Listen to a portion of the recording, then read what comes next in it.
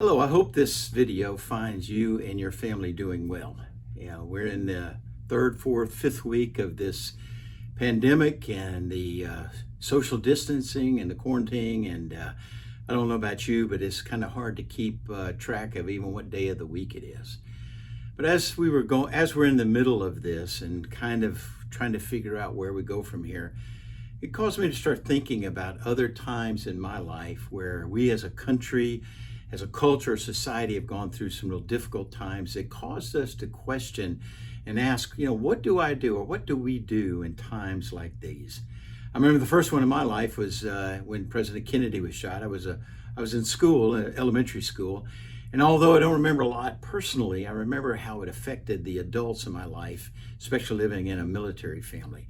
Then I remember in college years we had the Watergate hearings and the resignation of President Nixon. And the country was kind of in a flux of what do we do in this kind of situation because we'd never been through anything like that before. Of course, one of the biggest ones in my life and most people's life was September the 11th, 2001, when the 4 planes were hijacked, with 2 of them crashing into the World Trade Center, 1 of them into the Pentagon, and the one that crashed in somewhere there in Pennsylvania. And now we're dealing with this pandemic, this caused by a virus that so many of us don't know what to do, and we don't know where to go or how to turn. And as Peyton has reminded us, the rhythm of our life has been thrown off. And so we ask ourselves, what do I do in times like these? One of the things I've learned is to keep my life focused on Jesus. And we find that throughout the New Testament, throughout the Christian Bible. In Matthew chapter 11, Jesus says, "Come to me, all you who are weary and burdened, and I will give you rest." Come to me when your life is just kind of in a situation you don't know what to do. John chapter 14, Jesus has shared with his disciples, his followers, that he's going to be leaving. And he says, "Do not let your hearts be troubled." And the word there is to agitated or stirred up. He says, "You trust in God, trust also in me." 2 Corinthians chapter 4, the writer says that we are to fix our eyes not on what is seen, but on what is unseen, because what is seen is temporary and what is unseen is eternal. But I'd like for us to spend some time in Hebrews chapter 12 to look at what that writer says about keeping our lives, our focus upon Jesus. Hebrews is a very interesting book because the audience is those who come from a Jewish background. That's why it's called the book of Hebrews. And they're being pressured to go back into the old way of life. And so all through this book, the writer is talking about how Jesus is better and everything about Jesus is better. And in chapter 12, verse 1, he says this: "Therefore, since we are surrounded by such a great cloud of witnesses." And the idea of therefore is to go back and look at what occurred before that. And we go back into chapter 11, that chapter that deals with the concept of faith. In fact, 23 times in that chapter it says by faith. And the root of the word faith is to be won over. And what that simply means is that God has won us over, or God has convinced me or persuaded me that what he says or Christ says is true, and to be acting on that conviction. And that's what we do by faith. And we see in chapter 11, verse 7, where it says, "By faith, Noah, when warned about things that he had not yet seen, built an ark to save his family." So God had convinced Noah that through his warning, and so Noah acted on that and built the ark. We read about Abraham. By faith, Abraham, when called to go to a place he would later receive as possession, he obeyed and went. Now, we have to remember that God said to Abraham, "I want you to leave your country. I want you to leave your land. I want you to leave your family. I want you to leave your people." And it wasn't just going a few miles down the road or a couple of hours down the road. This was a journey that went from into a completely different place. Probably several months that Abraham took that journey. And yet he obeyed God and went, even though it says he didn't know where he was going. So since we are surrounded by such a great cloud of witnesses, and then the next verse phrase begins with the words, "Let us." And if I remember correctly, I think there are 13 times in the book of Hebrews where the writer says, "Let us." And it's always because of something that was done prior to that. And so here he says, Since we are surrounded by such a great cloud of witnesses, let us throw off everything that hinders and the sin that so easily entangles. And the idea there is I'm to get rid of every burden and every besetting sin. The King James, in that sin that so easily entangles, uses the phrase, the sin that so easily besets us. And what it means is that sin is sitting right there next to you or surrounding you, that sin that has always been a struggle for you. And so I'm to throw off everything that hinders and the sin that so easily entangles me. Now, let's remember the context of who this book was written to. It's written to people from a Hebrew background, the children of Abraham, an Israelite, a person who comes from a Jewish faith. And they're being pressured, they're being pursued to go back to the old way, to go back to the law of Moses, to go back to the Sabbath, to go back to the temple, and to go back to the sacrifices. And so what I think he's referring to here when he says everything that hinders and the sin that so easily entangles is that wineskin of their religious background that they're being pressured to go back to. And if you know the story about the wineskins, Jesus says you don't take new wine and put it into the old wineskins. That old rigid form that's not open to expanding and growing and looking at something new and different. And so they're being pressured to go back to those old wineskins of the law of Moses, which the writer of Corinthians says prevented them from truly looking at Jesus. From going back to the Sabbath law, and you know about all the conflicts that Jesus had with the Pharisees over the Sabbath, or going back to the temple. And you see, these are all physical structures. The Jews had the law of Moses. They still had the Sabbath that they observed. The temple was still standing. They're still observing the sacrifices. In Christianity, all of those things are replaced by something that's on the inside, the eternal or the spiritual. And I believe today the application is still the same, that we need to be getting rid of the wineskin of our religion. And what I mean by that is Jesus didn't come to start a religion. He came for us to have a relationship with God through faith in Him. But religion is when man takes that relationship and starts adding to it. They start adding their traditions and their rules and their rituals and the other things that go along with that. And there's really nothing wrong with that. However, what often happens is those rules and those restrictions and those rituals begin to take priority over the relationship we have with Jesus. And so we're told to throw off everything that hinders us and the sin that so easily entangles, and let us run with perseverance the race marked out for us. That means I'm to be an active participant in the faith race, not a sitting spectator. And see, what happens with religion sometimes that I let someone else do those things for me. And so it says here that I'm to be an active participant in that faith race, and I'm to run the race with perseverance. That means I'm to endure the circumstances of life that I might face as I live by faith. I'm to endure those without quitting. But then he makes another observation here. He says, let us run the race with let us run with perseverance the race marked out for us. I don't get to choose the direction or the race of my faith walk.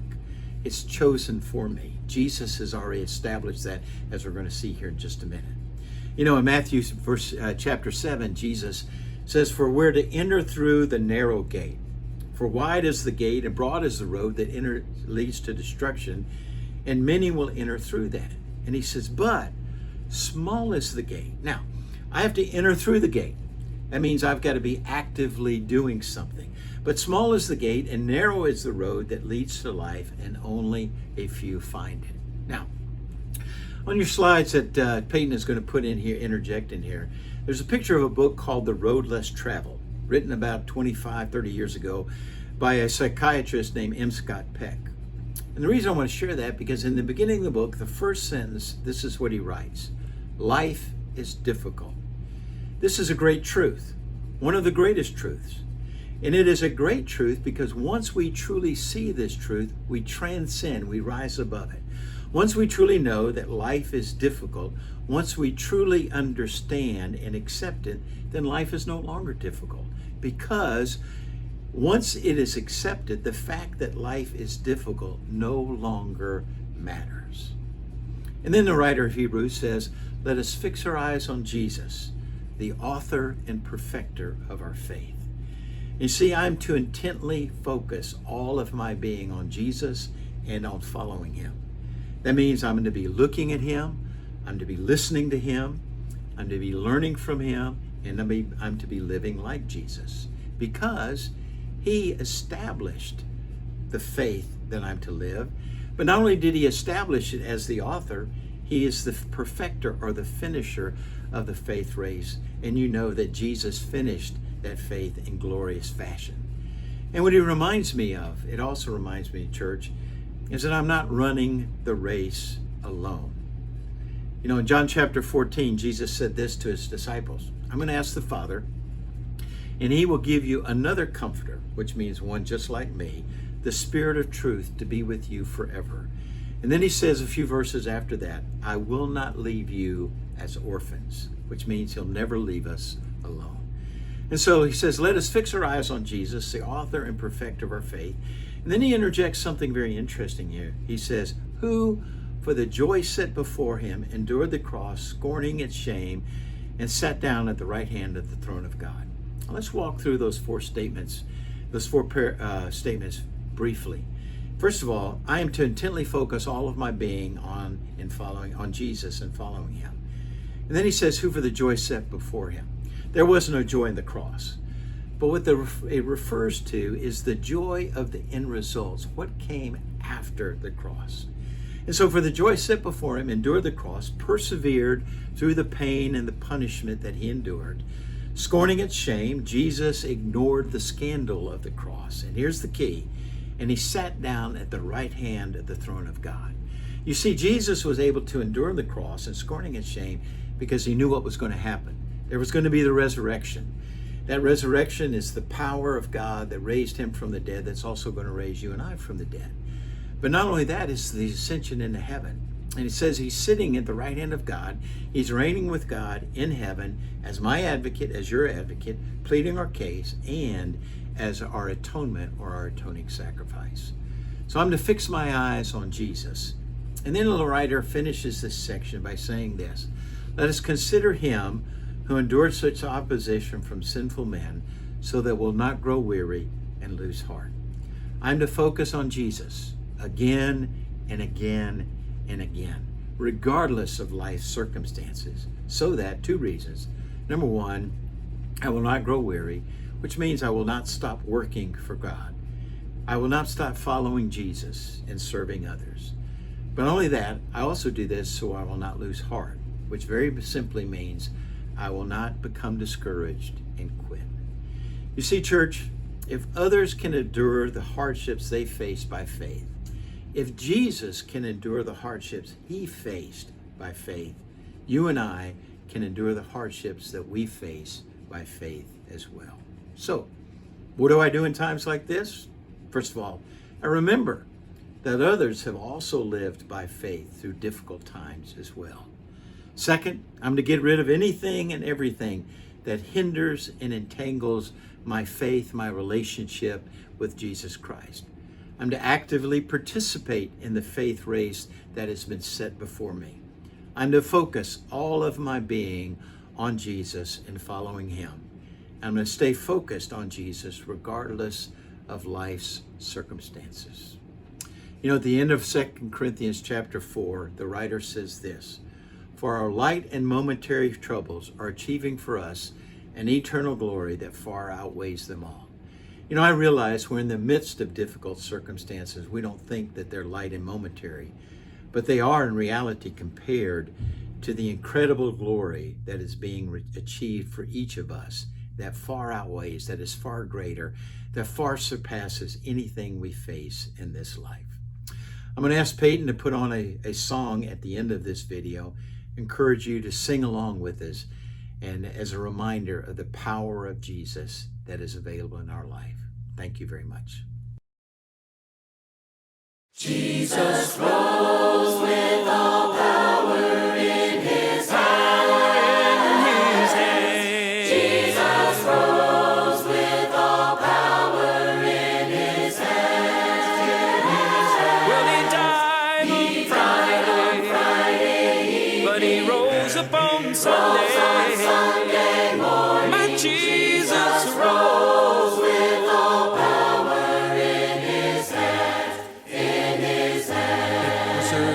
one Sunday, just before the break of day. Just before the break of day. It was early on Sunday. Sunday morning. It was just before the break of day.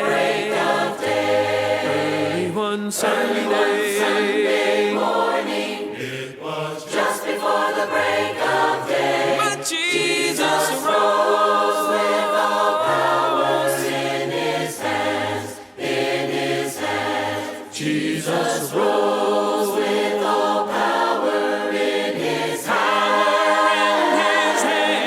Jesus rose with all power in his hands. He died on Friday, But he rose upon Sunday morning. My Jesus rose with all power in his hands, in his hands. Don't you know that the angel Came down from glory, and he rolled the stone away. Angel came down from a glory. From glory, and he rolled the stone away. Said the angel came down From glory, just to roll that stone away. My Jesus rose with all power in his hands, in his hands. Jesus rose with all power in his hands. in his hand. My Jesus Rose with all power in his hands. in his hand. He died on Friday, Rose up Sunday morning.